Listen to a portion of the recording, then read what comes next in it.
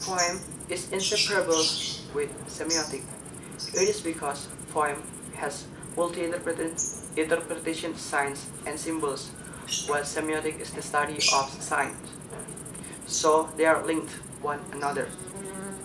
In order to understand the meaning behind words of a poem, semiotic analysis can be used to not only understand the meaning but also the hidden message behind it, and also how the symbols or signs signify other things. Therefore, the researchers use semiotic analysis to analyze Daffodils by William Wordsworth. It is a lyric poem which is considered as the famous Wordsworth work. The poem is all about nature and it uses many symbols of nature. The researchers tried to analyze the symbol in this poem and what is signified by the sign. Then the researchers tried to understand it.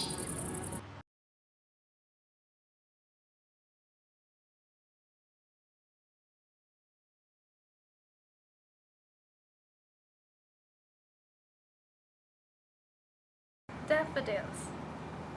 I wandered lonely as a cloud that floats on high o'er vales and hills, when all at once I saw a crowd, a host of golden daffodils, beside the lake, beneath the trees, fluttering and dancing in the breeze, continuous as the stars that shine and twinkle on the Milky Way. They stretch a never-ending line along the margin of a bay. 10,000 saw I at a glance, tossing their hats and sprightly dance. The waves beside them dance, but they outdid the sparkling waves in glee. A poet could not but be gay in such a jocund company. I gaze and gaze, but little thought what wealth the show to me had brought. For oft, when on my couch I lie, in vacant, on in a pensive mood, they flash open the inward eye, which is the bliss of solitude. And then my heart with pleasure fills and dances with the daffodils.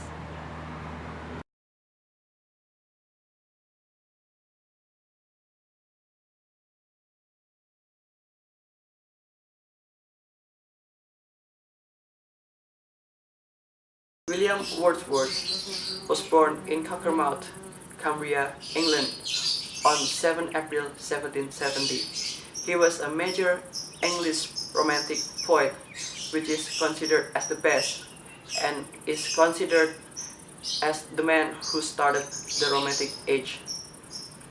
His earliest poems are An Evening Walk and Descriptive Sketches, which are published in 1793. In 1795, with Samuel Coleridge Taylor, he published the famous lyrical ballad, which changed the world's view about poem. In 23 April 1950, he died at Bridal Mount.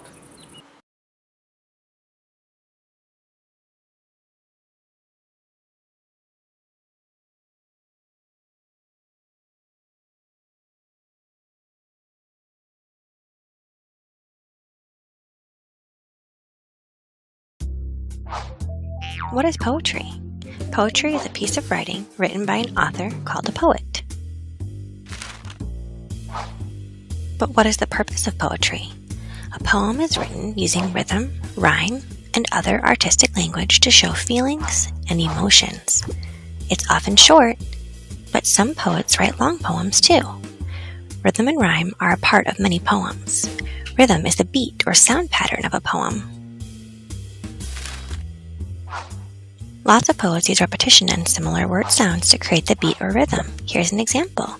A candy bar, a piece of cake, a lollipop, a chocolate shake. Many poems that have rhythm also have rhyme. Rhyme is having the same sound at the end of two or more words, like bike, hike, and rad, dad. Our poem from earlier has rhyme with the words cake and shake, and it makes me feel hungry. Another common element of poetry is alliteration. Alliteration is when the consonant sound is repeated at the beginning of words. Like Tracy the tiger made a terrifying sound. There are many types of poems that poets write. Some common poems are acrostic, couplet, haiku, limerick, narrative, free verse, humorous, and lyrical. A narrative poem tells a story. There are characters, problems, solutions, and a beginning, middle, and end. Free verse poetry doesn't follow a pattern. You won't see rhythm or rhyme in these poems. Humorous poems are funny, silly, and make us laugh. Lyrical poems express feelings and emotions. They're sometimes sing-songy with their rhythm. Let's look at an example. I have a little frog. His name is Tiny Tim. I put him in the bathtub to see if he could swim. He drank up all the water and gobbled up the soap, and when he tried to talk, he had a bubble in his throat. Let's look for some poetry elements in this humorous poem. Here we see rhyme, rhythm, alliteration, and a character. We know that a poem is written by a poet using rhythm, rhyme, and other artistic language to show feelings and emotions. Poems are usually short, but they can be long too. Listen for descriptions and decide how the poem makes you feel. It could be silly, or sad, or even glad. Well, today we'd like to talk about semiotics. So what is semiotics? Semiotics is the study of signs and symbols and their interpretation. Let's begin with two dominant contemporary models who constitute a science. Those are Ferdinand de Saussure and Charles Sanders Peirce. Ferdinand de Saussure was a Swiss linguist and semiotician, and he is the one of the founders of semiotics. Saussure defined a sign as signifier and signified. Signifier is a sound pattern, while signified is a concept. Now let's move to another semiotician. He is Charles Sanders Peirce. Charles Sanders Peirce offered science into three parts. There are representment, interpretant, and object. The representment, called by some theorists as sign vehicle, and interpretant is the sense made of the sign, and an object is a referent. In general, signs were breaking down into two parts. There are signifier and signified. Signifiers are the physical form, such as a word, image, or something like that. Signified is the concept that the signifiers refers to. Signifiers can be categorized into three different types of signs. There are icons, symbols, and indexes. Icon has a physical resemblance to the signified, and symbol is opposite to the icon. Index describes the physical connection between a signifier and the signified. It is actually the cause effect. For example, smoke can exist without a fire. Now we know the basic of semiotics, so let's analyze a poem with semiotics analysis. Symbolism is everywhere. It's in the movies you watch, the TV shows that you watch, the books that you read. So we're going to take a closer look at it. By the end of this video, you should be able to answer the questions: what is symbolism? How do you identify symbolism? And why is symbolism used? In order to understand symbolism, we first have to make sure we understand what symbols are. A symbol is an object that stands for something else. So when something is a symbol, it is not what it literally is, but the idea, the feeling, the belief, or the other object that it represents. Let's take fire, for instance. Fire can be fire, or it can be a symbol that represents knowledge, new life, inspiration, or a more negative connotation, death, destruction, and hell. In these cases, fire is not fire, but representative of some other ideas. What then is symbolism? For the purposes of English class, symbolism is something used by authors to give the reader a deeper understanding of the text, and to give the text a deeper meaning.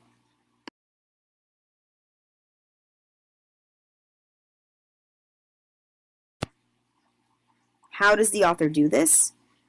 Well, the author uses symbols. Something that will be able to represent an idea or feeling or other object that will relate to the themes the author is trying to convey. Let's go back to our example of fire. In The Hunger Games, the author, Suzanne Collins, associates Katniss with fire throughout the novels, even referring to her as the girl on fire. Katniss is not literally on fire, but she is a spark. She is new ideas and a new way of living and thinking for the people of Panem. Identifying symbolism is not easy to do. It requires some additional thought about what the author is trying to do. Some of the steps you can follow are to summarize the text or chapter that you've read, identify repeated themes that the author is conveying, and think about what objects could stand for related to those themes. Take a few moments to think about why authors would use symbolism.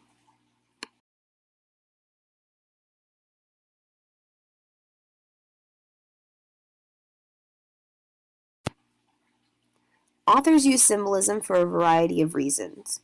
Generally speaking, it makes for better storytelling, generates more interest for the reader. Symbolism can convey complex messages, connect story and theme, and show instead of tell.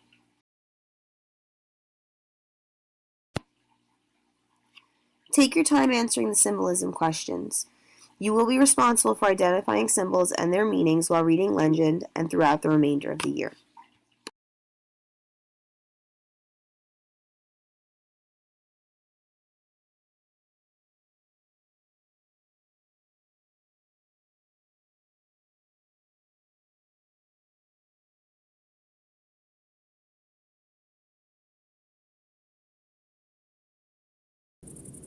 And now we have come into the discussion of the poetry. Daffodils is the poem by William Wordsworth, and it consists of 4 stanzas.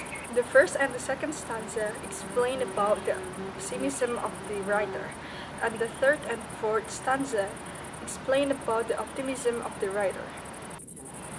Daffodils as the representative and the flower as the object. And joy, happiness, pessimism, optimism is the interpretation of daffodils. For the first stanza, I wandered lonely as a cloud. Here, I is used to personalize what the speaker says and gives more depth and meaning to his words. In the first line, the speaker uses melancholy diction to describe how he describes hosts of golden daffodils. He uses descriptive imagery when he says that they were fluttering and dancing in the breeze. The reader immediately senses that the speaker has brought him to a utopia. The peaceful language and the description of the beauty allow the reader to feel carefree and at ease. The peaceful language and the description of the beauty allow the reader to feel carefree and at ease. The speaker allows the reader to experience the majesty of seeing the 1,000 stars at glance. At this point, the reader begins to sense that he's not on the earth anymore, but rather in a place full of majesty and beauty, perhaps in heaven or some other form of afterlife. Throughout the poem, rhyme and rhythm help it to flow smoothly, giving the readers a continued sense of utopian peace. The rhyme scheme ABCC is an integral part of bringing the reader a sense of rest and peace. This stanza not only allows the reader to feel the sense of peace and speakers feel, but also to feel afterlife. This is not simply a peaceful place, it is full of life. Figurative language and personification are used when the daffodils are described as tossing their hats. This gives the readers the feeling that this peaceful utopian place is also lively and spirited. On the third stanza, when it said the waves beside them dance, but they outdid the sparkling waves in glee. The dance and the outdid sparkling wave is the sense of peace and joy that embodied into the life action of the author. And the last line of the third stanza, what wealth to show to me had brought. Wealth means that what is worth more than the happiness and the joy that daffodils bring to the author. Action.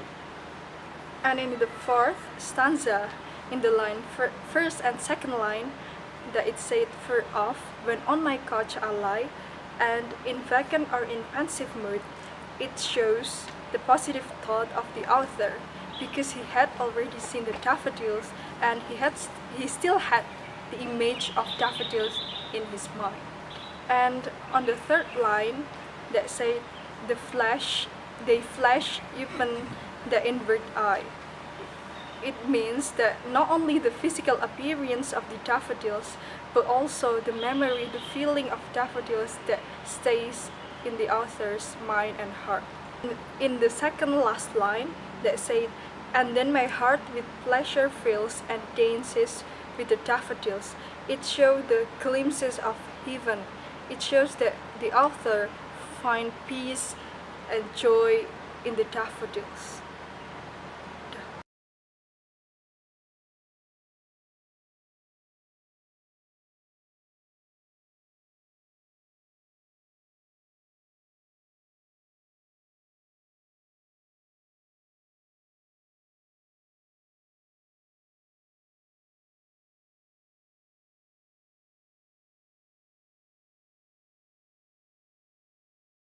Daffodils is a great poem which has deep message behind it. The message is not explicitly stated, so it needs deeper understanding to understand the meaning behind the message. This research has tried to investigate the symbol, the diction, and the figurative language used in this poem by using semiotic analysis. The daffodils that is used to symbolize the representation of how the life should be and how people should understand a moment are messages that is being spread here. Hopefully, this research by using semiotic analysis can cover all of the message behind this point.